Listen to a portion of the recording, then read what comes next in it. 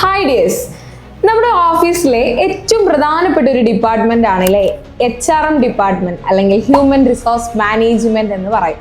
അപ്പം ഈ ഒരു ഡിപ്പാർട്ട്മെന്റിൽ വർക്ക് ചെയ്യാൻ ഒരുപാട് ആളുകൾക്ക് വളരെ താല്പര്യം, ഇൻട്രസ്റ്റഡ് ആണ്.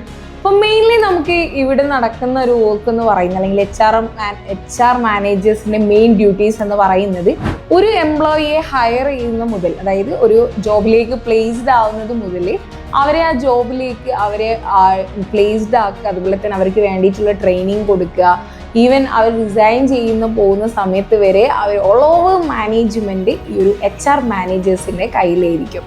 ഇതിന് പുറമേ ആയിട്ട് ഏറ്റവും ഇമ്പോർട്ടൻ്റ് ആയിട്ടുള്ള ഒരു കാര്യമാണ് അല്ലേ എംപ്ലോയീസിന് സാലറി കൊടുക്കുക എന്നുള്ളത് അല്ലേ. So that is payroll calculation. അപ്പോൾ പേറോൾ എങ്ങനെയാണ് കാൽക്കുലേറ്റ് ചെയ്യുക, അല്ലെങ്കിൽ പേറോൾ കാൽക്കുലേഷൻസിൽ എന്തൊക്കെ കാര്യങ്ങളാണ് വരുന്നത് എന്നുള്ളത് നമുക്കറിയാം.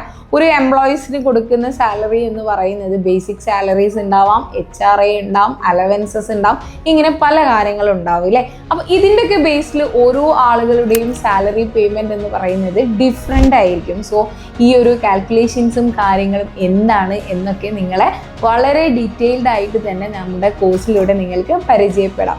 ഏറ്റവും വലിയൊരു ഇമ്പോർട്ടൻ്റ് ആയിട്ടുള്ളൊരു ഫീച്ചർ, ഒരു ഓഫീസ് അഡ്മിനിസ്ട്രേഷൻ കോഴ്സ് പഠിക്കുന്ന സമയത്ത് ഓഫീസിൽ ഉണ്ടാകുന്ന ഓൾ ഓവർ ആയിട്ടുള്ള എല്ലാ ജോബ് ഓപ്പർച്യൂണിറ്റീസിനെ കുറിച്ചും നിങ്ങൾക്ക് ഡീറ്റെയിൽഡ് ആയിട്ട് പഠിക്കാൻ സാധിക്കും.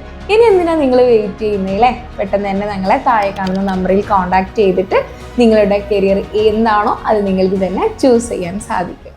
താങ്ക്